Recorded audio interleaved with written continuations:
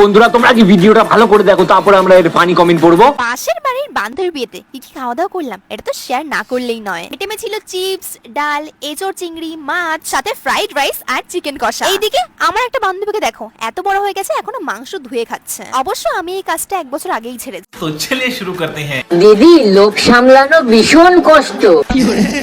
তিলক পরে চিকেন খাচ্ছে, ছি, লোক দেখানো ঠাকুর ভক্তি, অশিক্ষিত। লজ্জা লাগা দরকার। তিলক পরে চিকেন খাচ্ছে, চিকেন খেলে তিলক করে আসার দরকার কি? ঠিক বলেছো। মাংসের স্বাদ কেমন আপু? তুমি এত বেশি কিভাবে খাও? তোমার ভাষাটা চেঞ্জ করো, তোমার ভাষাতেই বলে দেবে যে তুমি একটা গাইয়া মেয়ে। লোক দেখানো ভক্তি। তিলক কাটা বান্ধবী হয়তো পেঁয়াজ রসুন খায় না, তাই মাংস ধুয়ে খাচ্ছে। কথা মুখ দিয়ে বলো না নাক দিয়ে? কেমন মেউ মেউ আওয়াজ করে কথা বলো। তিলক পরে আমিষ, ছি।